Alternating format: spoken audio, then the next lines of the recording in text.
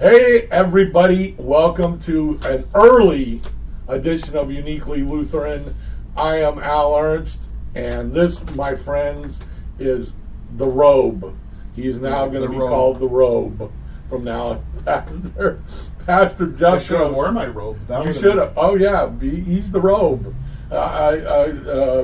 Pastor Jeff Gross, pastor extraordinaire, preacher extraordinaire, historian extraordinaire, you name it, this guy can do it right over there. New Life Lutheran Church in Sarasota, Florida. We invite you to see us live and in person, as some things are changing as we move into the Advent season. But I think the best thing we should do is begin with a prayer. That's right.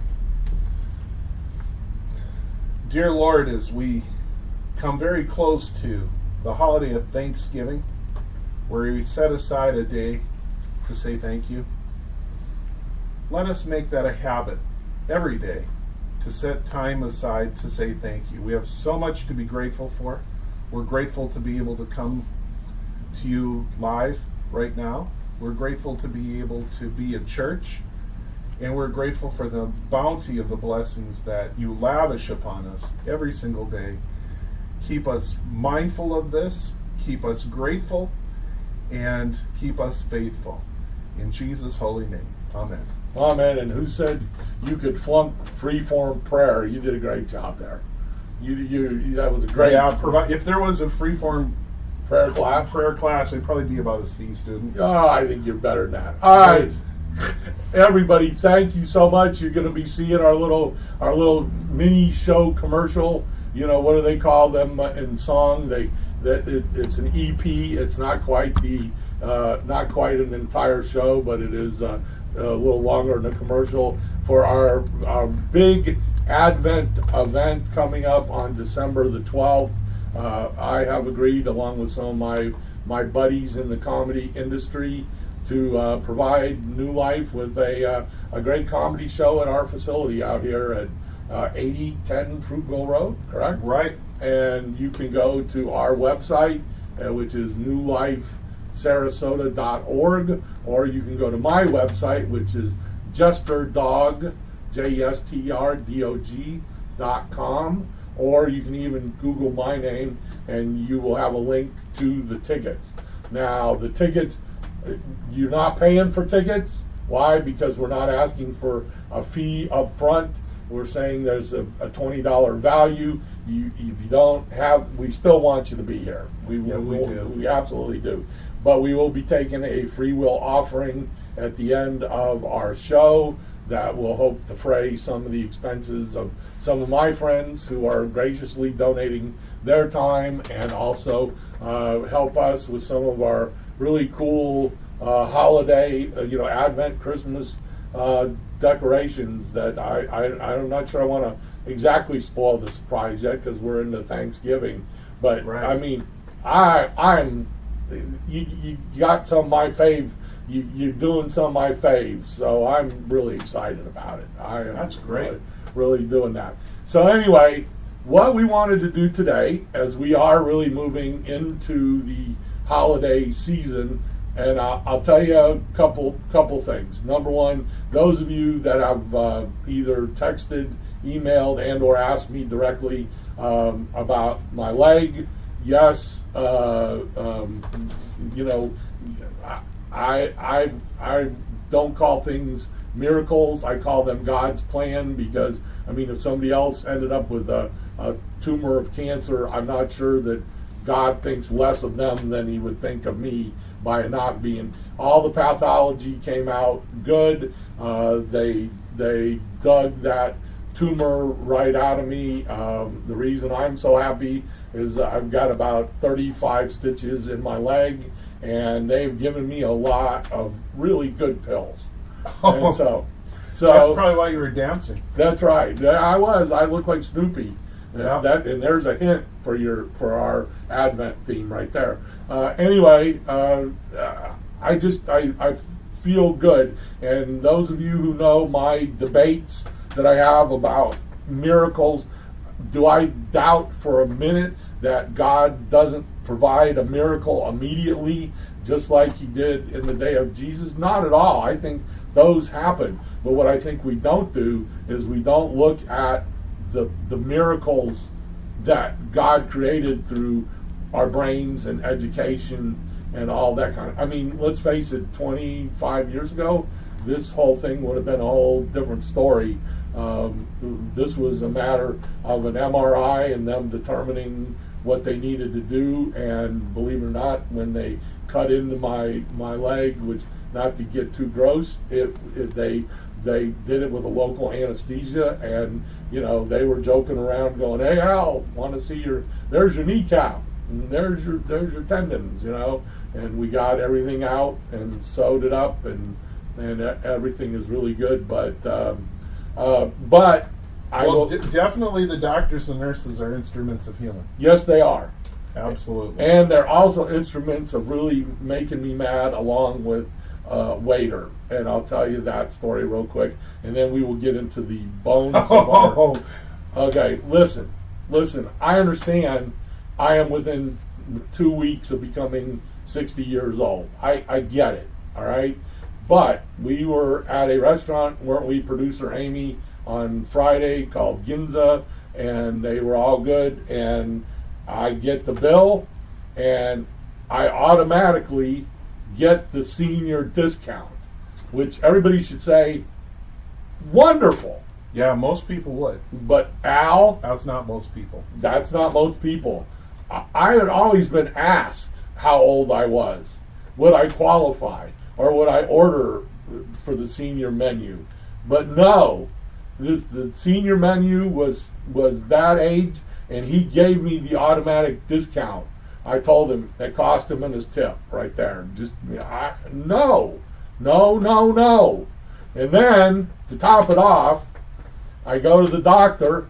My leg's feeling better. He's saying it's looking good. They do all their little thing at the orthopedic doctor. And on the way out, he sticks the paper in front of me, and I'm like, "What is this?"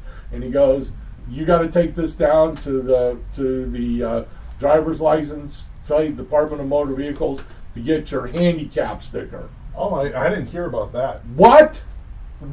I don't think I have it. I even brought it over here to the studio. What? Why? Well, we don't want you walking too much on this leg. It's got this and that. I said, well, first of all, the original hardware is going to stay, and I blew out the patella tendon years ago, and we're not putting a replacement knee. There is no replacement knee. It's just a new tendon. But what? I prided myself, and even being a large man, that for years I never parked in a handicap space. Right. And them saying, "Oh, well, we really need you to limit your walking steps and blah blah blah, and here's and you got to take this and get it done." I'm infuriated, folks. And what I can tell you is that the rest of 2021 and 2022, there are going to be some changes. And by the time we get to these films next year, I'm going to look like I'm 35. Okay, by the time we do it, you're going to get carded at the store if you buy a can of beer. Yes, I would. And did we not spend our entire lives waiting to sneak through to hope I wasn't going to get carded when I bought? There you go. God sees everything. He knows.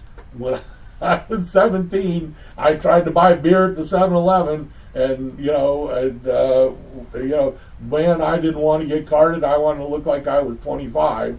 And now, I'm not even 60 yet. I'm still living those last days of 59, and I got a handicap sticker, I got waiters giving me doggone discount. No! Yep. That ends. Give it to me. I have no shame. No. So you'll hear more about that in my comedy show, but oh my goodness, That's a foretaste of the feast to come, to use Lutheran language. Yes, it is. A foretaste of the feast to come. Yeah, now you're bringing back some of the old volumes of Lutheran Book of Worship right there. We're going green. We're green him all the way. Well, you went green. And speaking of going green, yep, you attended an installation It was for a great event. a new pastor at Faith Lutheran Church in Sarasota, Florida. Yep. Now, did you guys all, I mean, is green the color, or did you guys all call and coordinate your little... Actually, we did do color coordinating because green is the color for Pentecost season and it was the color for the day. So we usually go with what's already on the altar. But sometimes they go red. I've gone to installations that are red. Sometimes they go white, but most of the time they stick with whatever is on the altar. We're very color coordinated in the Lutheran Church. We just like the trees, we change our colors during different seasons. And this season is green, so we wore green, and it was a joyous event. Okay, it was a joyous event. I mean, I've only seen the still pictures. I wasn't there, but tell me about this whole idea, since there hasn't been too many new pastor installations that any of us in the church go through. What exactly is that all about, and how does that happen? Because the church council makes the call, Right. Yeah. but yet now we're doing a service of a bunch of dudes in robes, and it seemed to me like it was like all the area robes were there. There was a whole bunch. There were some robes that traveled a little ways to be there too, as friends and family of Pastor Olson, who's a terrific guy, and was very grateful to have a new colleague in our midst. And usually it's kind of a combination. We were celebrating with Faith Lutheran Church as local clergy, as our fellow clergy, and we all got to roll up and process and recess and get our picture taken. That's kind of what we did, but it's a sign of solidarity. It's a sign of us all coming together. Not just the people of faith, but the people of the Mid-Gulf Conference. So Okay, so and the Synod, because Bishop Suarez was there too. right. So you said something to me that you had a formalized service. So my question then is, you got 87 preachers. Who's preaching? The one preacher that preached was a friend of the pastor, who's, I believe he came down from Long Island. So I said some people traveled a little bit to be there, and it was a very good sermon. It was a very nice service, beautiful music, and it was a special day. We wanted to make it, obviously, we want to make it very special for the pastor who's being installed, and I think he was very, very happy, and we were all happy. So we all got a chance to. We just felt good. It was a good event all the way around, and thank you, Faith Lutheran, for letting us be a part of that. All right, but I wanna dig a little deeper here. Is this a tradition just within the Lutheran Church? Was this something that biblically happened later, or as the church grew within the Catholic? I mean, how did we get to this service? I mean, I can see a service of ordination. Right. Right. When you're ordained, I'm guessing that you have completed. And then we do wear red. Absolutely. During ordination, red is the color. Red's on everything. Okay. That's the celebration color on ordination. So red is the celebration color. Yep. And green is the Pentecost color. Green's the color of the day. If it was Advent, we'd be wearing blue. Blue. Yep. Wow. All right. But tell me about this. Why does this happen? Is this just a tradition of the church, or what? Honestly, Al, I honestly think it's pretty new, because I don't really recall seeing it very much in my younger days. As you know, some of you know, the ELCA, as it is a merger of two different church bodies. And I don't think it happened in my childhood youth. You grew up LCA, I grew up ALC. It may have happened, but I just don't recall. No, I don't. But definitely for ordinations it happened, where local clergy are called to be a part of the ordination. That for sure happened. But in the Florida Bahamas Synod, of which we are a part, very happily, it happens quite a bit. And every time a pastor gets installed, we get invited to be a part of that. Okay. And sometimes it doesn't work logistically. Sometimes they have to do it on a Sunday morning. And guess we're all preaching on Sunday morning, and we just kind of keep it in Right. the house. Okay, so moving through that, my next question to you would be, how does that for does the people of the entire synod, and then of course the new pastors, friends, or guests get invited, or is it just this local conference that you talk about, or how does who gets? I think the usually there's a representative from the synod who comes, and sometimes it's the bishop, and sometimes it's one of his assistants. But by and large, it's a conference event, and whoever the pastor would like to invite beyond the conference. Okay. But what we as a conference, which we are a part Mid-Gulf, which is Sarasota, Bradenton, and Palmetto, and in Venice, and all the way down to Port Charlotte. Yeah. We just want to say, welcome, friend. We're glad you're here with us. That's the ultimate message that we send. Gotcha. Because we really do need each other. This one of the hardest things about COVID for me as a pastor is not being able to see my colleagues. And Zoom just does not cut it. And so it was so nice not to do a Zoom installation. I don't even know if that happened, but if it did, I would have been very unexcited about it. Right, yeah, because as I was doing Zoom comedy. So here comes the next question. The bishop, which is something that, in my years of in the church, knew lots of bishops. And I say this with all love and fun to Bishop Pedro, but he looks like he's the Pope.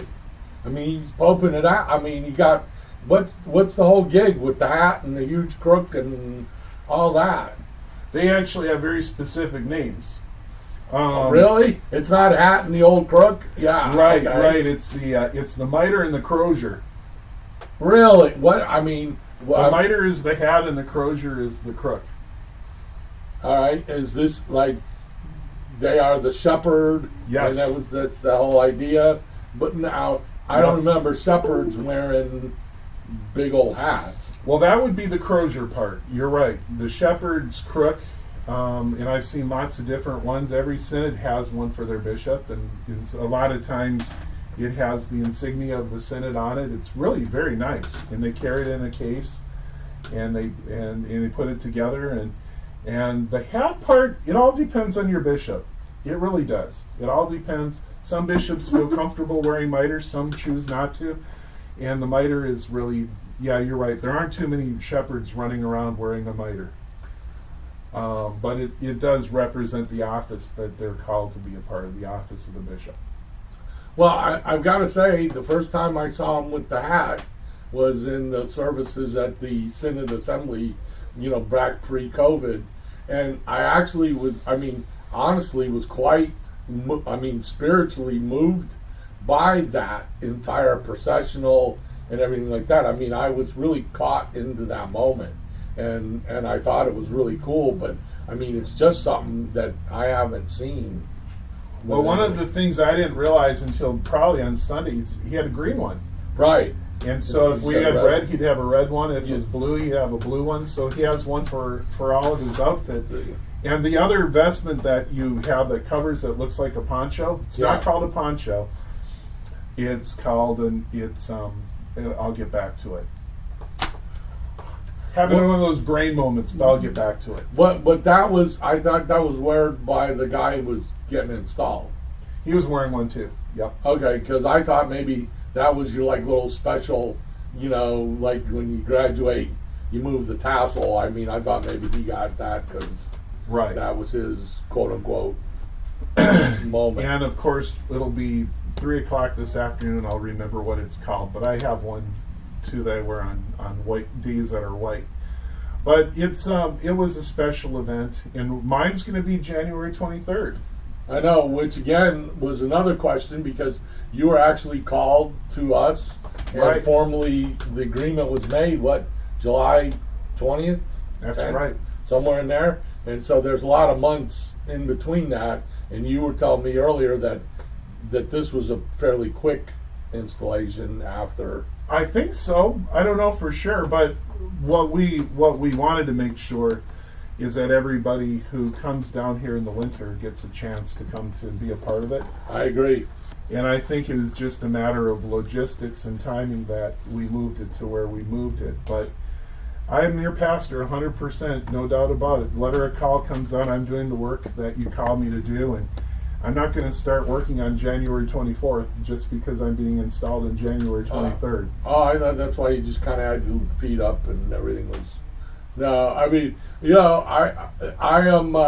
I'm fascinated by that entire process and glad to see it because it does give us a sense in our church, a sense of formality in terms of this is really the church. I mean, this isn't, you know, you just aren't the guy that was hired from the Jiffy Lube oil change going, hey, you want to be the pastor of the church.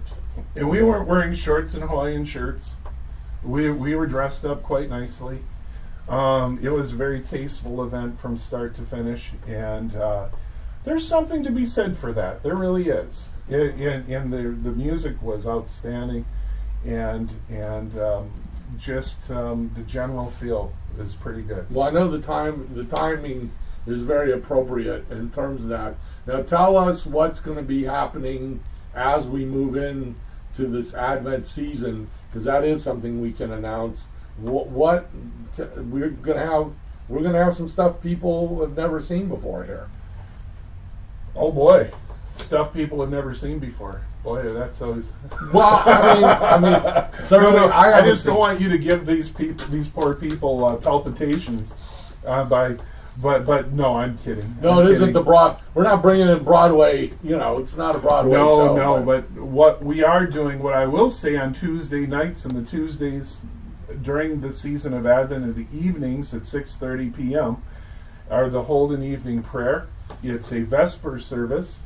A Vesper services are what are conducted in the evening. If it was in the morning, we call it a matins, where you get the word matinee. You didn't know that? No. So you have matins and vespers, and then, but that is a very beautiful sung service with lots of music, without Holy Communion. No communion is served. And I tell people, I said, instead of looking at it as I'm putting one more thing on my calendar, look at it as I'm taking one thing off my calendar and giving myself some quality time with God, quality time with my church. I don't have to go to UTC Mall. I don't have to spend a half an hour getting in and out of the parking lot. I can just simply be here, rest, because Advent is not just to prepare yourself for the coming of Christmas. Prepare yourself for the coming of Christ. Right. I agree. That's very. But what we're doing thematically on Sunday mornings, and this is courtesy of one of our very faithful musicians, Cheryl. She had this as an idea, and it's been done before.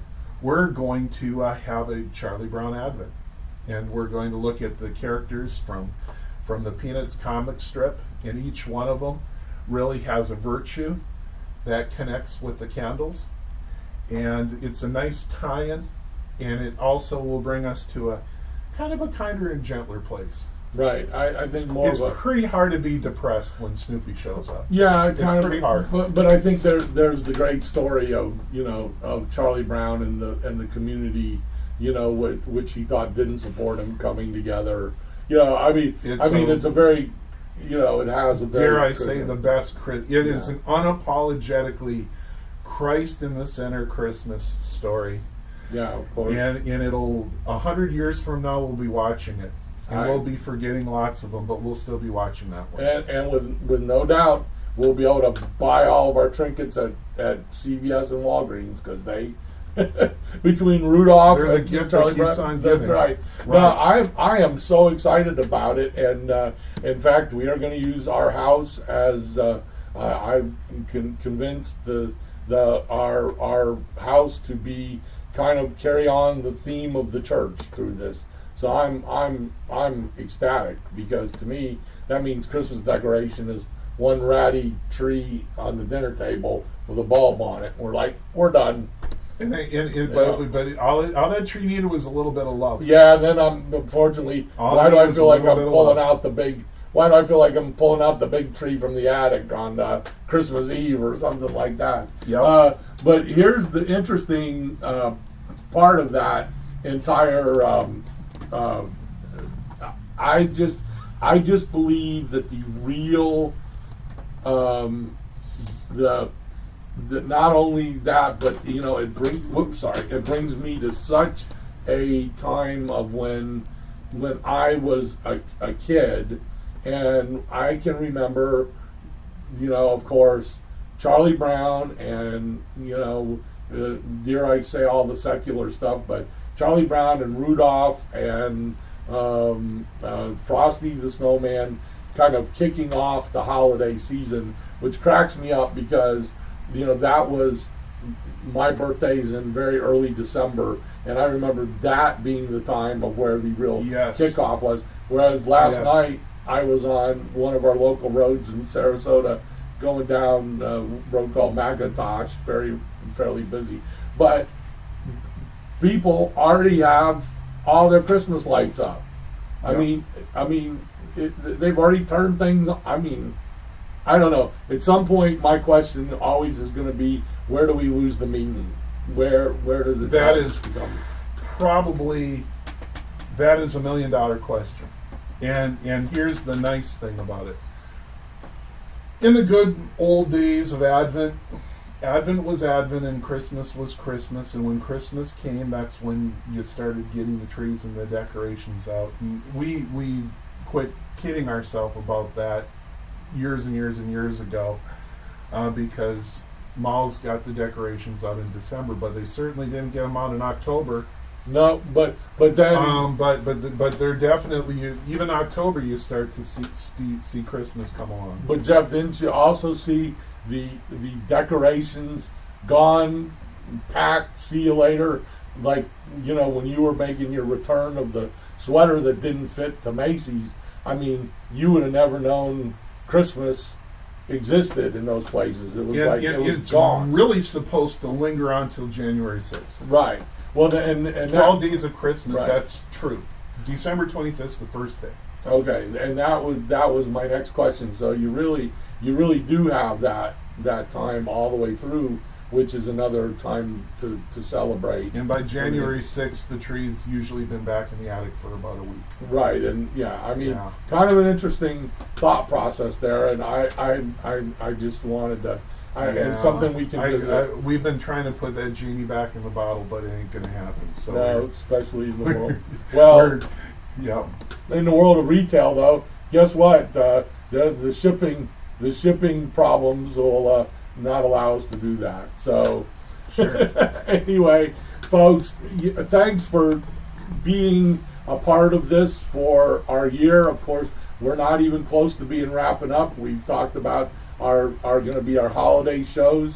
You're going to see a lot more advertising out online to do it. I think we've proven what fun and what great information we can end up having and helping you to understand that, look at God is, God just isn't in, we aren't doing this just to be in church and there's God there, but, the rest of our lives, God doesn't see or be with us or have that connection, it's 24/7. 24/7, 365. So we'll leave you with something that, as I began getting excited about that Charlie Brown Christmas and our comedy show coming up, made me begin to think, turning 60, as I joke, isn't really that a big deal to me.